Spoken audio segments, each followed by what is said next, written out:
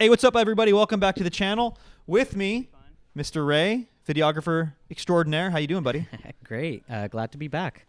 So this is the Berkeley Streets Criterium, your hometown race. Yep. Hometown race, Cat 4 field. No fitness, but yeah.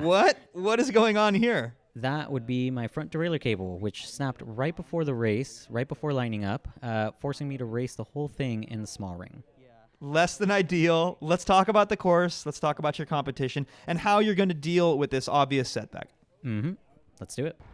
Okay, so you're stuck in the small ring, obviously. What does this actually mean, though? You are spinning at a zillion cadence, which, when things are fast, is a major problem for you. Yeah. But this is a very technical course, which is going to be both a positive and a negative, right? Right. Because on one hand, like, the overall average speed on a very technical course like this is much lower, meaning even though you're in the, what is it, a 3911?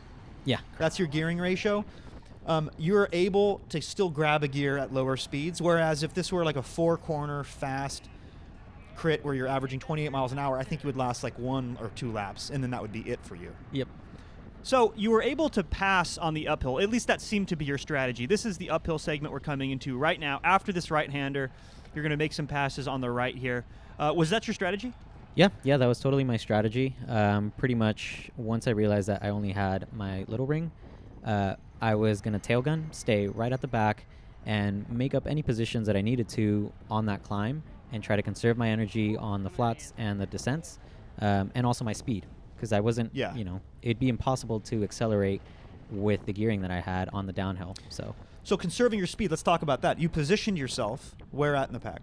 So all the way at the back, not only to conserve my speed and to have more space, but also a little bit of a safety thing. I wasn't entirely sure how reliable my bike was going to be for the rest of the race, and I didn't want to become a liability to others. I didn't want to get in anyone's way, so I figured I would just stay all the way back. Good call. I would appreciate that if I were in this race.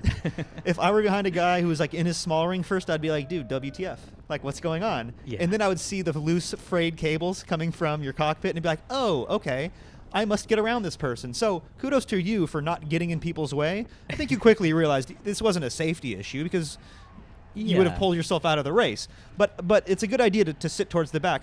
The problem, though, is when this backfires, because sitting at the back of and tail gunning on a technical course might seem like a good idea for the reasons we already mentioned, but on a technical course, this is a 1 kilometer course with all these corners and this hill. Yeah. People get dropped and you get stuck behind that. Yep.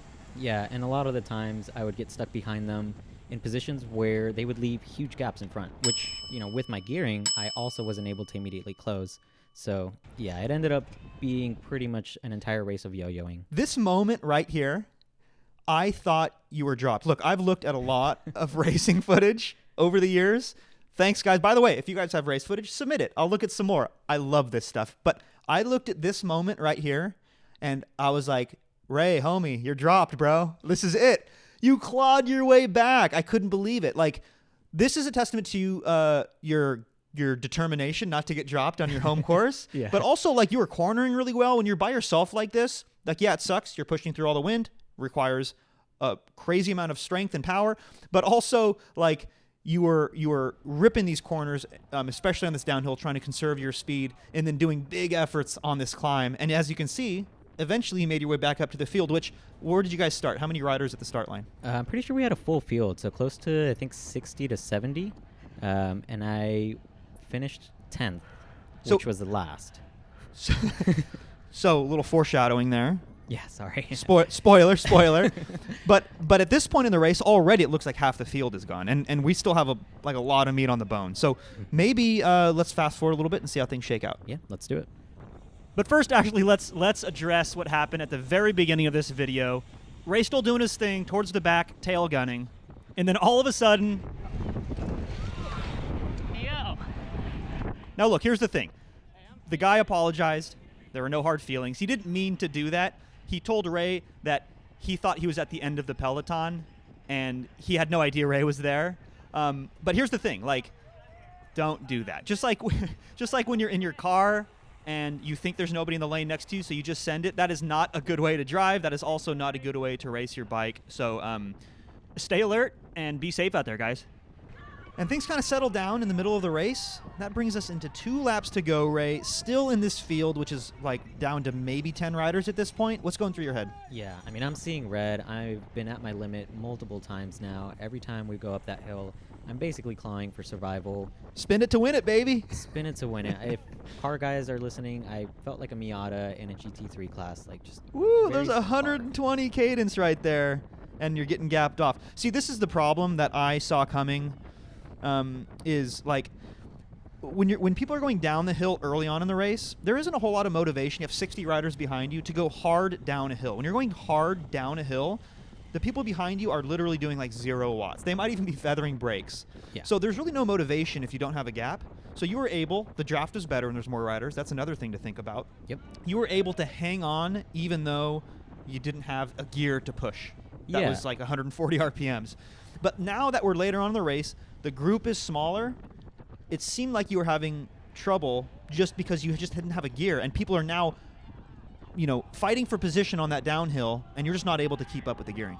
Yeah, not only that too, but also that corner at the bottom of the hill was pretty technical and hard to get, so a lot of people actually got better towards the end of the race. Oh, yeah. And so my one advantage that I felt I had, which was taking that corner really well, started to really not appear anymore. You're with right? what is it? The cream rises to the top, right? Like you were with all of the strongest riders now, Yeah. and you couldn't depend on people taking that corner incorrectly to have a draft for the flats. And now at this point, we're 600 meters to go. You're at over 120 cadence, and they're riding away because, like I said, now they're riding hard on the front, going down this hill right here. Yep.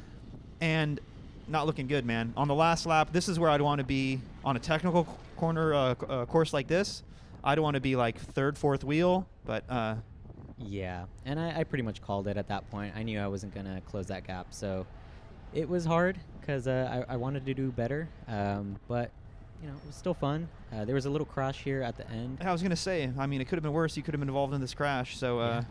Very true, yeah.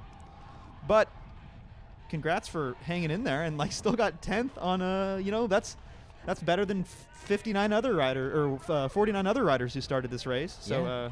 so congrats on the result. Maybe next time triple check the equipment. Nice post up. Cat 5 salute. Triple check the equipment on your hometown race. Yeah, I definitely should have. This bike was retired right after this race. Good old send-off, but yeah, definitely will check my equipment next time. Good having you on, man. Thank you. It was a real pleasure. We'll slap some more GoPros on your bike, and Yeah. we'll record the escapades in 2023. Don't forget, guys, link in the description if you have footage too. Feel free to send it in, and I'll catch you in the next one.